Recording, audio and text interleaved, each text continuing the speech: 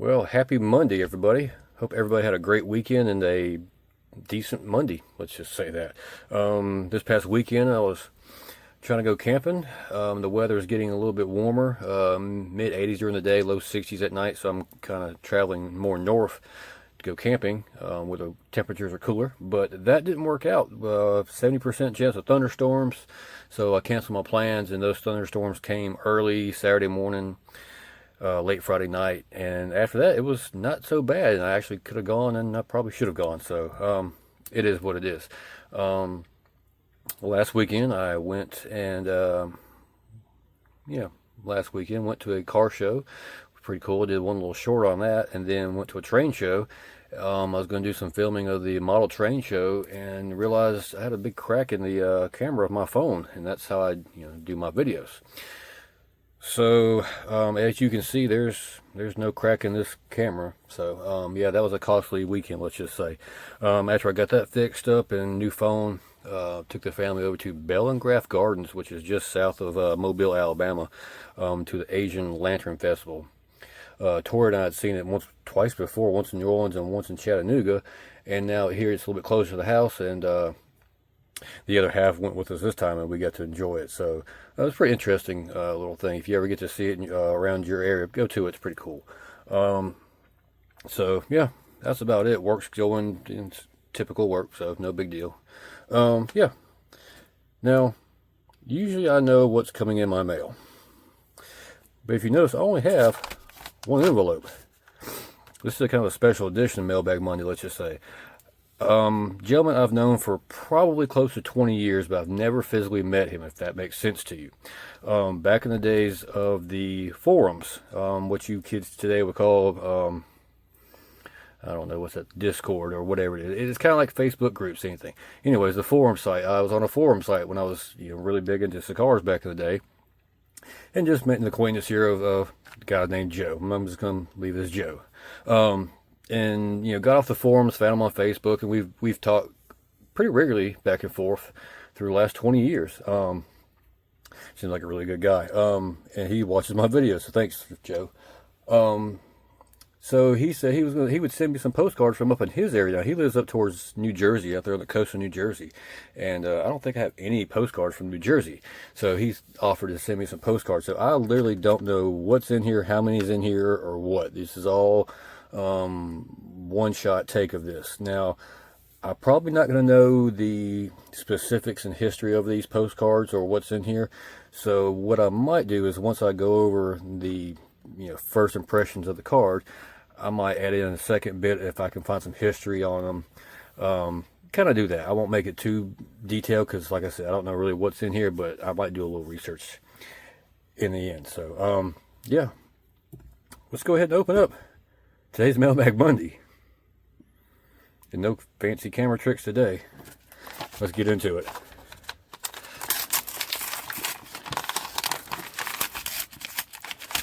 We're just going to do it the old-fashioned way. Rip and tear. I just realized I took out his address that I could mail him stuff back to. Oh, well. Anyways. Got a couple of postcards here, protected very well. Let's see what we got here. The USS Atlantis,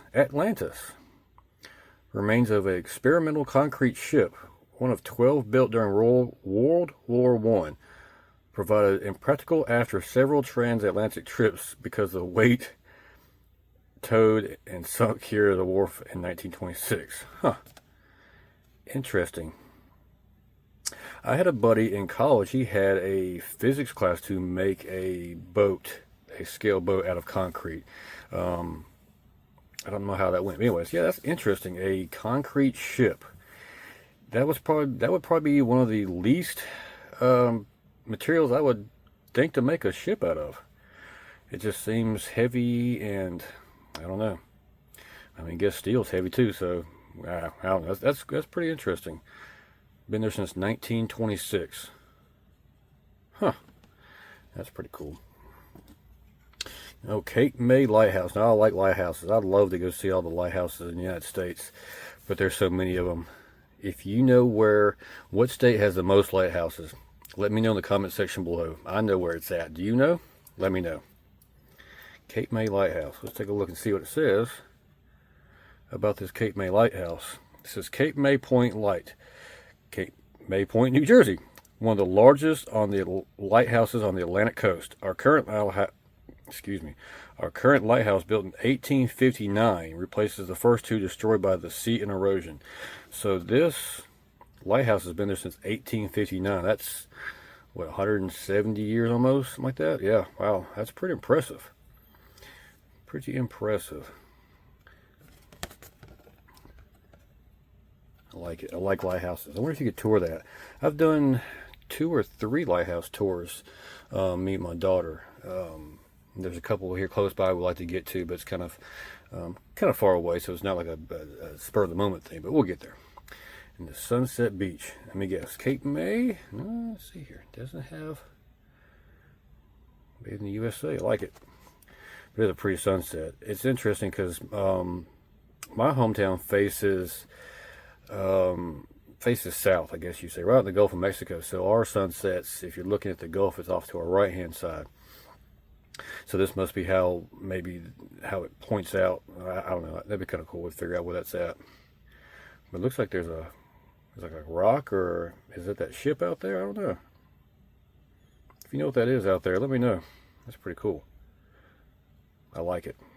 I like a good old-fashioned sunset. I've been wanting to do some sunset time lapses, and every time I think to go do it, I forget about it, if you know what I'm saying. It's just one of those things where it's like, I'm going to go do it today, and something comes up, and I lose track of what I'm doing, and yeah, I forget about it. So I might just start setting some reminders and do some time-lapse sunsets and stuff like that. I don't know. We'll see. If you want to see some time-lapse sunsets of the area, let me know. This new phone has some pretty interesting features with the camera and photographs and stuff like that. It's the Samsung Galaxy S25 Ultra, and I got the one with the most memory, so I will not run out of memory anytime soon, so that's great. But yeah, I'm gonna go back and I'm gonna do some research on the Cape May Lighthouse and the USS Atlantis, and I'll put that in here now. So I've done some research on the Cape May Point Lighthouse here. From my understanding, it is one of the most popular destination places in the area. They said millions of visitors go and tour it every year. So actually you can climb to the top of it via 199 steps. Along the way, there's informational placards up the stairs, around the base of it, outside, that sort of thing. Once you're at the top, I think it's at 155, 156, 57 feet above sea level. I'm not sure how tall that really is compared to like ones down here in my area on the Mississippi Gulf Coast. But anyway, that's pretty impressive height, I think. They said once you get up there, you get really good views of the Delaware Bay and the Atlantic Ocean. So one of those is probably the Atlantic Ocean and Delaware Bay. I don't know, but I think it's pretty cool. Yeah, and it is actually still a operational lighthouse used for navigation. They actually automated in 1946 or 47, I believe it was. So there's not actually a lighthouse keeper anymore. It's all automated by computers and sensors and things like that. So yeah, I think that'd be pretty cool to go see that one. I'm not sure how that one compares in height wise to, like I said before, the ones down here, but 156 feet, that's pretty tall. 200 steps, they give the old quads a good workout. Now the USS Atlantis, it was pretty interesting kind of reading up on that one. It was launched in December of 1918 for World War One. Well, World War One ended in November of 1918, so they were in no real hurry to get it built. Let's just say it was one of the, I think they call it emergency fleets. They were trying to get their fleet built back up, not knowing the war was going to end, but it was already in progress, so they just kept on building it. It ended up being 2,391 tons, about 260 feet long, and about 13 feet wide. I think that's what it was. That doesn't sound wide. Maybe I'm misreading it. Anyways, the top speed on it was like 12 miles an hour, or in nautical terms, 10.5 knots. I guess, like you see, it was one of 12. I think this was the second one that was built, if I'm not mistaken. But anyways, So it never actually saw battle, I guess you'd say. When it was built and everything, they used it to transport troops back from Europe over to the United States again. And then it transported coal back and forth across the New England coastline. So that was kind of interesting. It had a kind of a dual purpose. Once all that was done, bringing the troops back home, somebody bought it and two other of the concrete ships, and they were going to make basically a dock out of them and put a ferry in between. They were going to basically make them like a Y. You'd have one here, and then one here, and one here, and they would pull a ferry in between. That's from my understanding. And it would be a ferry across the bay or the Gulf or whatever it was. Well, in June of 1926, the Atlantis broke free in a bad storm and actually ran aground and about 150 feet away from the Gulf. And that's actually where it sits today.